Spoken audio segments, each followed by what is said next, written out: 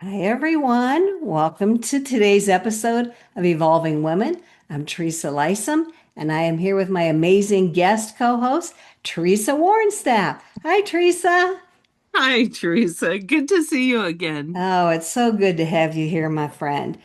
Teresa has been a friend of mine for quite a while. We met online when we were part of a group together, and I've seen Teresa evolve in her own way over time as I've evolved in my own way.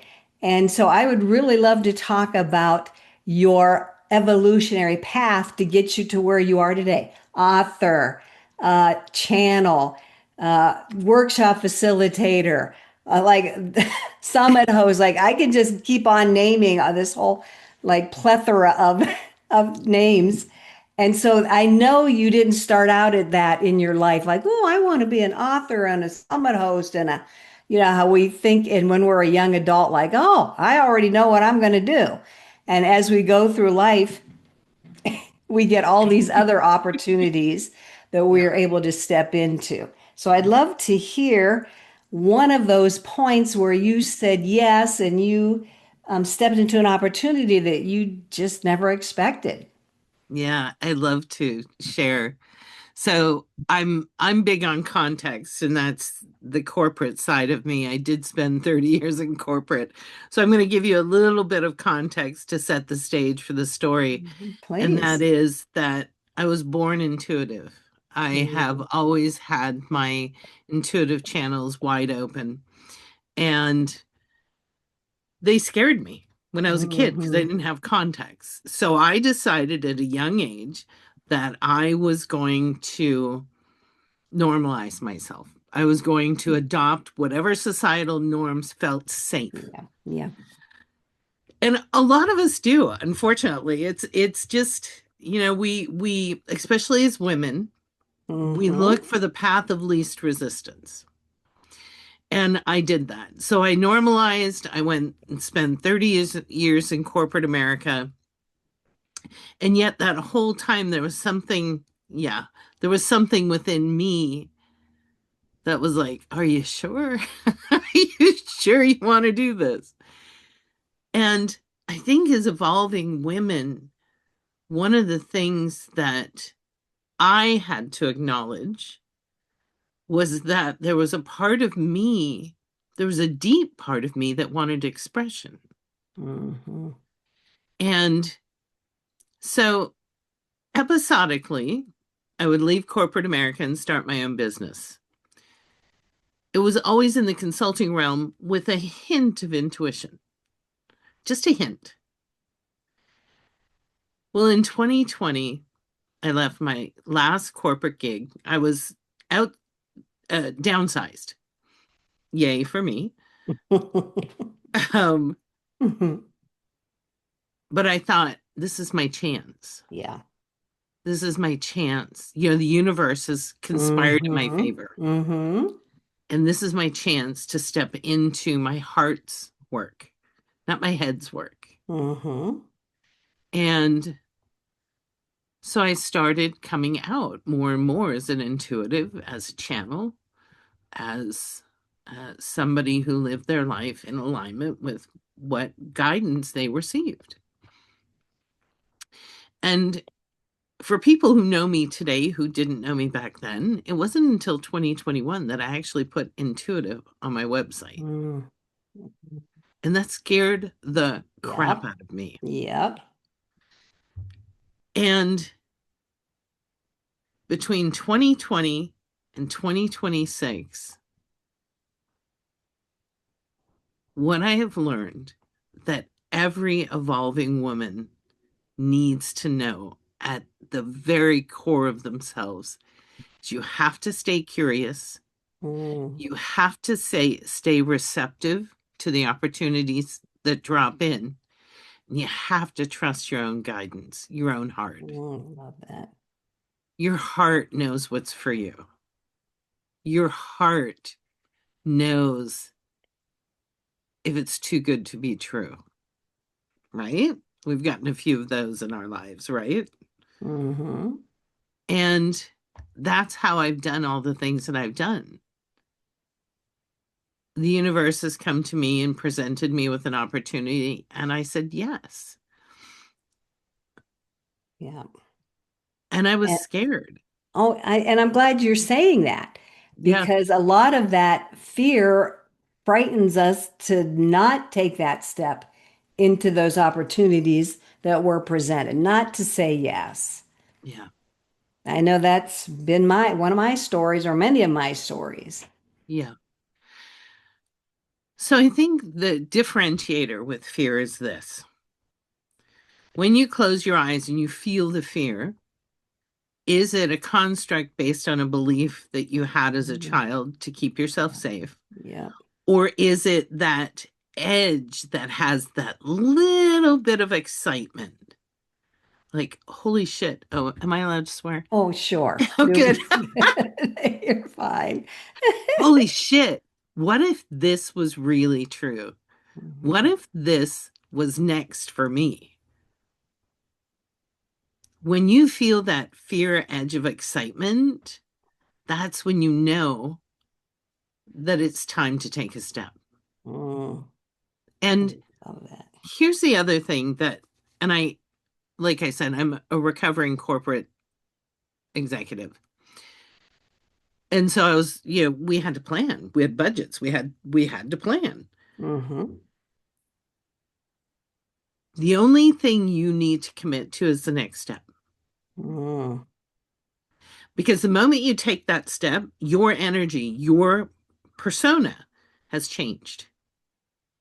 You just got a little bit more courageous. mm, So if you take that next step, stay curious and open up, you're going to see where the next step takes you and the next step. And that to me is true soul led evolution. That is my definition. And mhm, that's the one that I live by. And it works. It is a great tool. And it doesn't mean that everything's easy.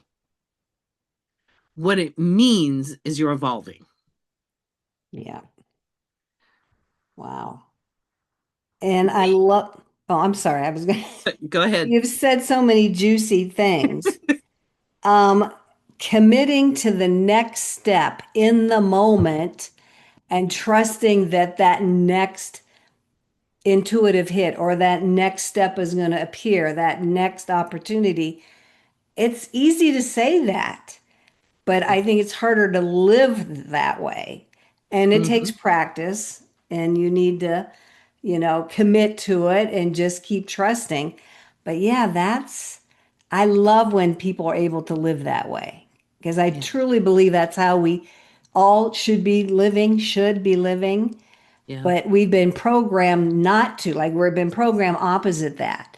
Yeah. Like you said, plan, plan, plan, do it this way. Like our programming is so tight on us, has such a tight hold on us, and so deep that if we decide to live in the moment, step by step with curiosity and saying yes to those opportunities, how can do you have any suggestions on how somebody can actually start doing that and living on that edge and just trusting that as they take that step, I'm taking a step. As they take that step, it's going to be there for them to land. That's a great question. And if it feels aligned with you, the step's going to land. The hardest, you hit the nail on the head. The biggest challenge we have is overcoming societal norms and all of our Yes. Yep. programming and our 5 year plan and our 3 year Mm-hmm. plan and our blah, blah, Yes. blah. So there's a couple of ways that I know that I use to stay in that path. Number one, I have a community that supports me. Mm-hmm. And when I hit frustration or fear, I pick up the phone. I have a mentor. I actually have invested and continue to invest in my own healing. Mm-hmm. I think that is an essential part of anyone's journey. We're not meant to do this alone. Right, right, right. So investing in yourself by having a community and having somebody dedicated to your evolution, essential. The other essential agreement, no, there's two more. Another essential agreement is trust and surrender. And Mhm. look, I'm not going to sugarcoat it. It's just hard. It's just hard. It is hard to stay in trust and surrender when you don't see the end of the path or you don't know the outcome. Hence, trust and surrender. Yeah, yeah. And it takes practice. We touched on intuition, and we touched on a little bit before we jumped onto this Zoom to the podcast. And I want to make sure that you understand, everyone listening understands, you are intuitive. You have every single intuitive ability if you listen to it. And that I can go on. I have a class called Create Clarity that I teach on that because I think it's essential that we learn to utilize our expanded senses because society and the church and all the other things shut it down. So open it up for yourself. Um, and the other tool that I found helped me understand how to feel into my optimal path was I did a class a little over a year ago that was life-changing for me. I learned how to read and interpret soul charts. So Mm, understanding what your soul's purpose is, understanding your karma, understanding your talents, understanding your goal is essential. And it's not that you need to get a soul chart done, it's that you need to identify what is your destiny, what feels aligned for you. And the moment you step on the path, you're going to bump into karma. So let's demystify karma because we've also made that. please. Yeah. Because when we say karma is going to get you, we demonize it, right? Well, True. that's not karma. Karma is the set of circumstances that that your soul has designed for you in this life so that you can recognize the direction you need to grow. We do not learn things that we accomplish easily. True. We we don't. That We is true. remember the hard lessons. Yes. We remember the tough stuff. We remember the things that we have to effort. Mm-hmm. So that is your karma. When you meet your karma with equanimity and curiosity and no judgment, and you stop telling yourself you're a dumb shit or you can't do Yep. it, Yep. then you open the door for that next step to reveal itself. Oh, tell me what I need to learn here. What does my soul want me to learn so I can evolve? That's it. And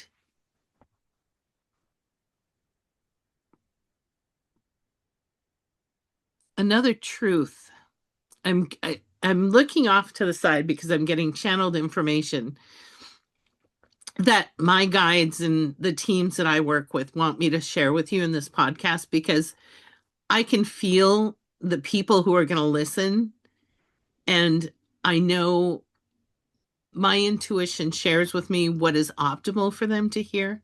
Does that make sense? Yes. To me, yes. Hope it does to more people. So, karma will never lead you astray. You always, always, always have every tool you need to overcome the situation, but you can't do it from fear, anger, frustration, the really low vibration Right. Right. emotions. You need to get level headed and get your Mm-hmm. heart regulated Yeah. and allow yourself to move through because, by definition, evolution will take anything that no longer serves you and take it out of your path. Hmm. Yeah, Yeah, that's a tough one. That's a it tough one. is. Yeah. Yes. A job, a Mm-hmm. partner, a Yes. friend. Um, you will look at people in your life, including your family, with new eyes because you're changing, you're evolving, Mm-hmm. and you need to decide, does this align with who I am as my authentic self? Mm-hmm. Um, so by definition, there are things that are going to leave. Now, by definition, there are things that are going to arrive. Yeah. New friends, Mm-hmm. people who can hold you and love you and meet you and help you lift up that community that we talked about. Right. Right. So many things that I could circle back around to. I want to just mention the no judgment piece.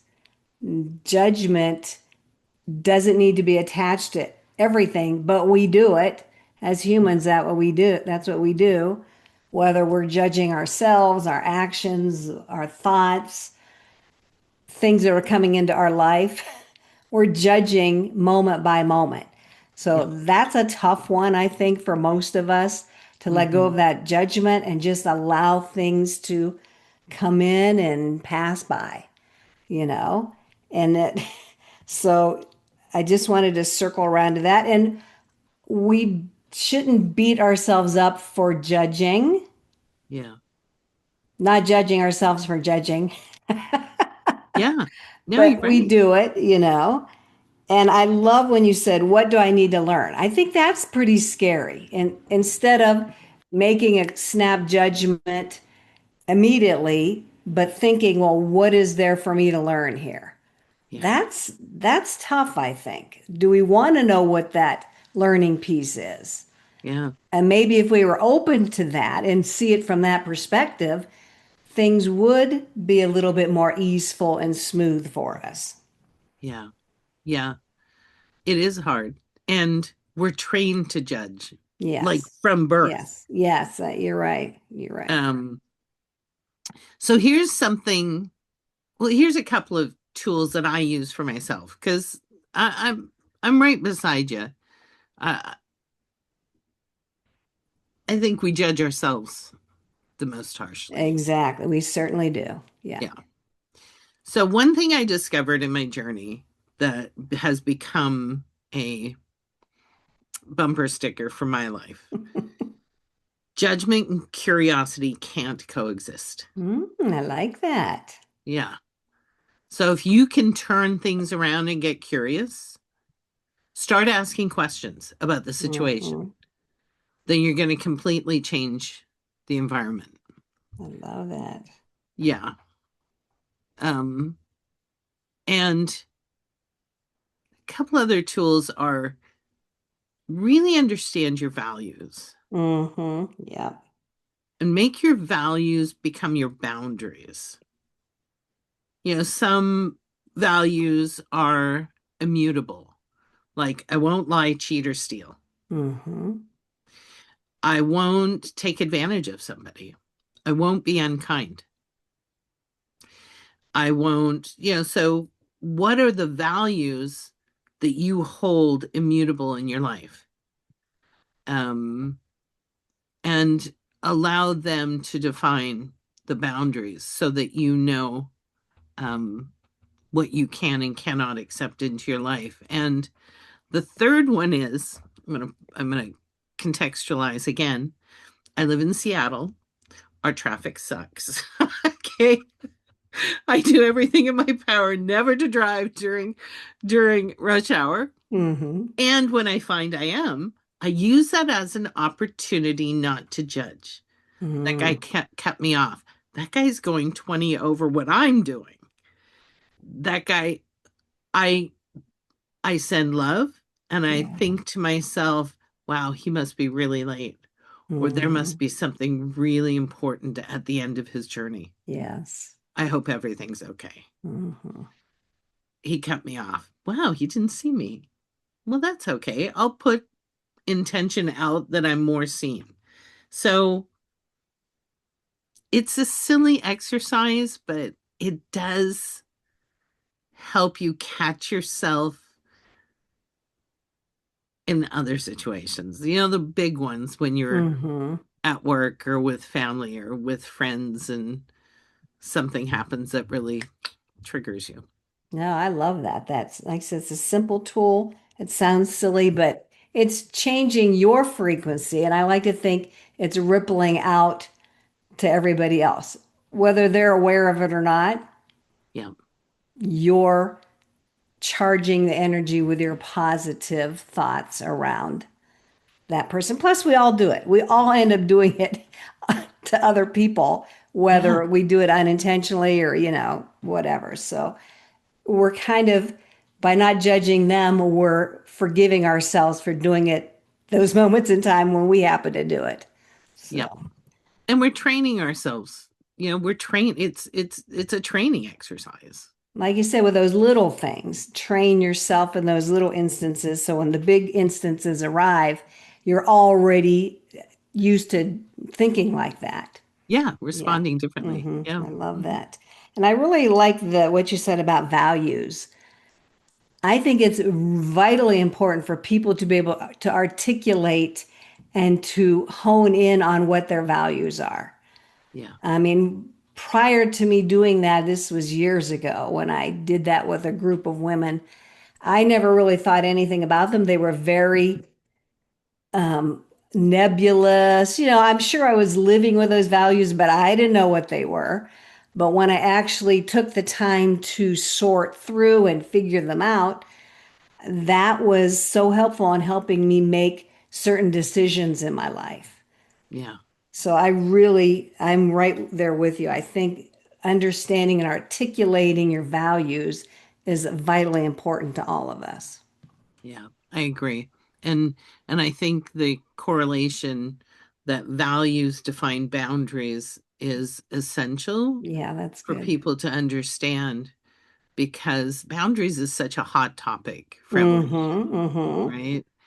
Um, Here's something else that just popped in around boundaries. Boundaries are about you.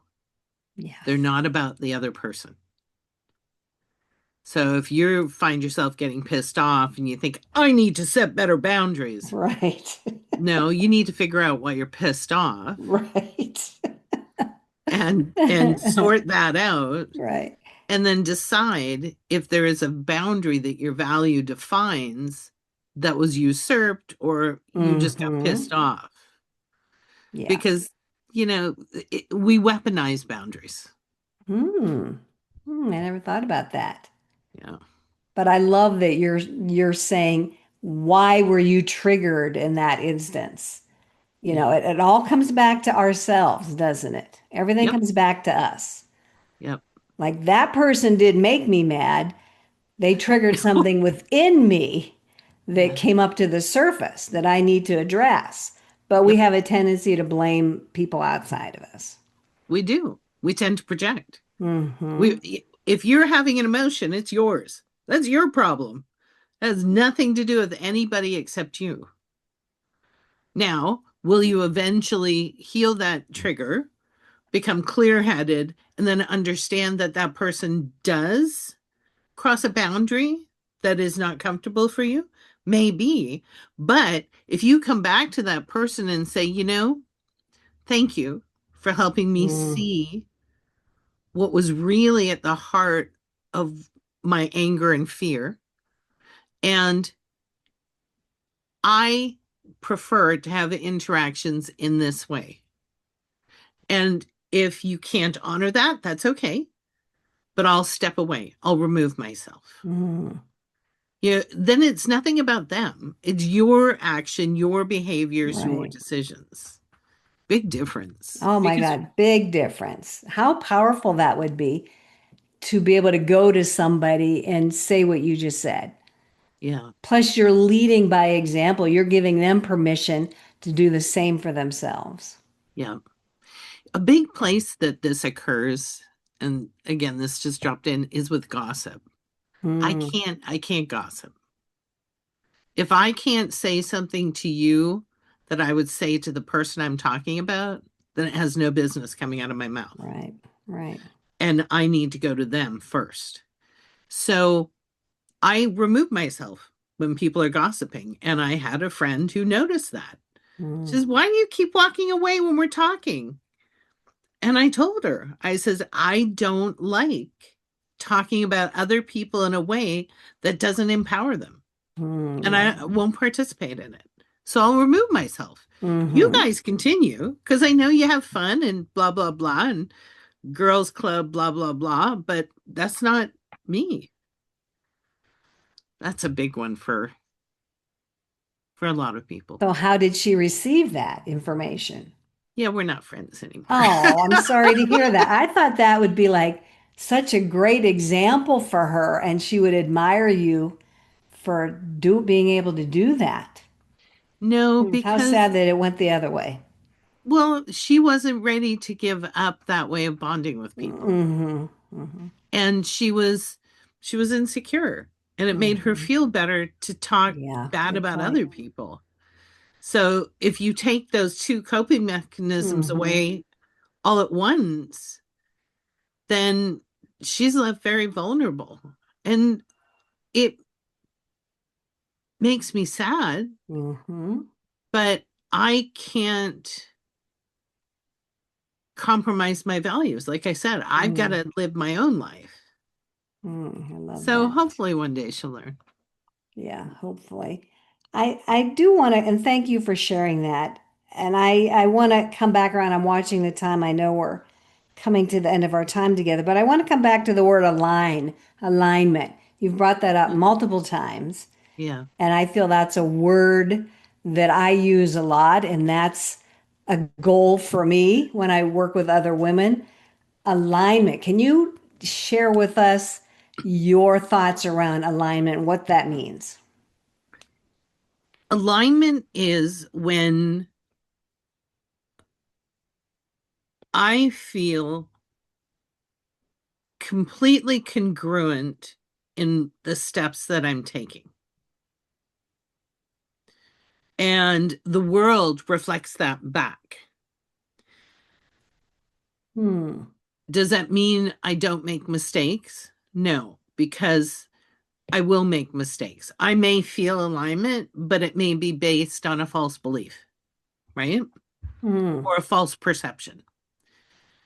But here's the thing, as long as you continue to feel aligned and take steps from that place, if you take a misaligned step, the universe will redirect you. Hmm. Oh, no, move a little to the left. That wasn't quite where we wanted you to go. And how do you feel aligned? I've got a quick, simple tool. Would you like me to share that? Sure, please. Okay. So when I want to know if something is for me, and um, I go into meditation, and if you don't meditate, you don't need to go into meditation. You simply need to close your eyes and tune into your heart and think of something that makes you feel love. Your dog, your cat, your kid, your spouse, your whatever. The walk in the forest, that peace that you feel in the walk in the forest, right? Hmm. Be in that space. Hold that space. And then bring up your point of inquiry. And notice how, as you bring that to your awareness, how it makes you feel. Not what your head says. Ignore your head. Your head has so many stories. It's going to take Yep. you all through so many rabbit Yep. trails. We're Yep. not interested in the head response. We Hmm. want the body. We want your somatic. We want to know, does it give you goosebumps or does it give you chills? Does it make you scared, excited, or just does it fall flat? And trust that. And if you don't feel anything, and that can happen, um, wait, you don't have enough information. Hmm. And thank you for that. And I just want to say that at least for me, I was pretty disconnected from my body for a very, very long time. Me too. That's just how I was brought up. I Mhm. didn't see the connection between the mind, the heart, the body. And it Yeah. just seems somatic, that word, and the idea of coming back to the body is really prevalent now. Just in the last couple years, that's really come into the societal awareness, at least from what I've seen. It may have been out there prior to that, but I wasn't aware of it. So I feel we've been dismissive of our body telling us and gathering information and sharing with us. Like you said, exactly what you said, Yeah. feeling in our body how it reacts to certain things, and then Yeah. being able to trust that feeling. Yeah. To me, that's something I did not learn up until just recently. None of us did. And I'll trigger a warning, but I was molested many times before I was 15. And so I shut down my body. Oh, I bet you did. Hmm. And many people do. So, and I also want to say that that is an intuitive ability. It's not a gift, it's an ability. You have it. Mm, Every single human has it. And it is probably one of the easiest tools to cultivate in your intuition arsenal. Um, because no matter how we've been societally programmed, we can tune back in here. So it's an important tool to cultivate for sure. yeah, thank you for that because I spent the bulk of my life up here.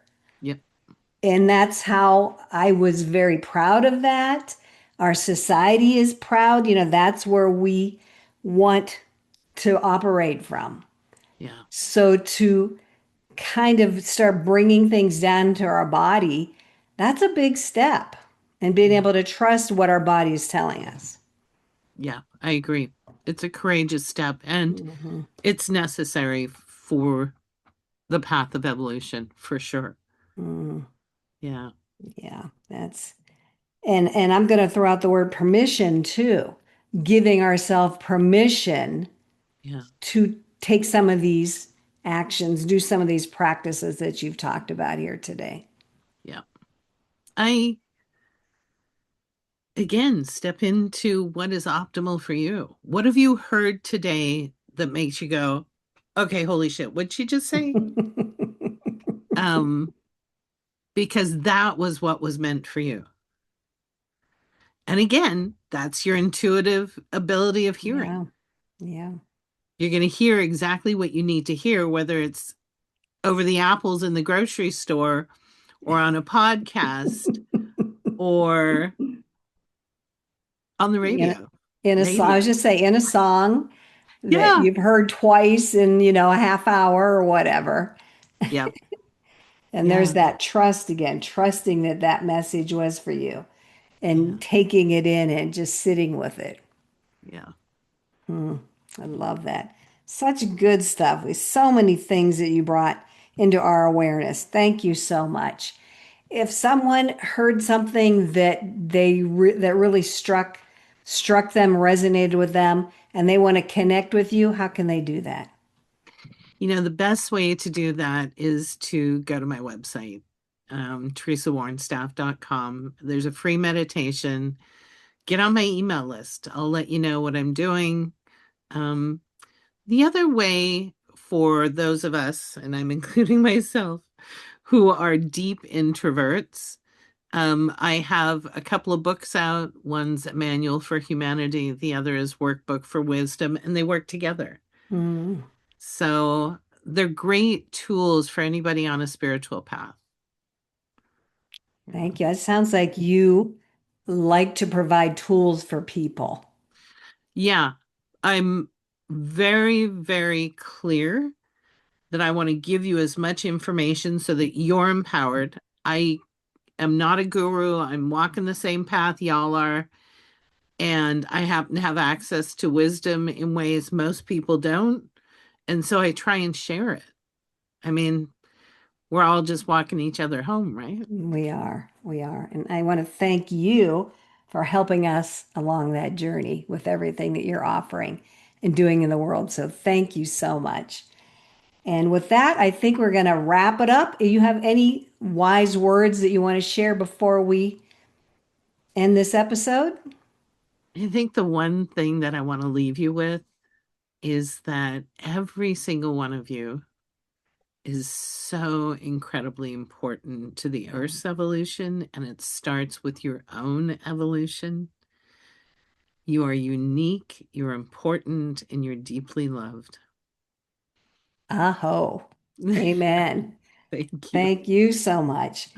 If you heard something here today that you resonated with you and you feel would benefit somebody else, please share this episode. Leave us a comment. I'd love to hear your thoughts about anything that we talked about. And I'm going to put up my little sign here that helps me remember what I'm supposed to say. So do all the things.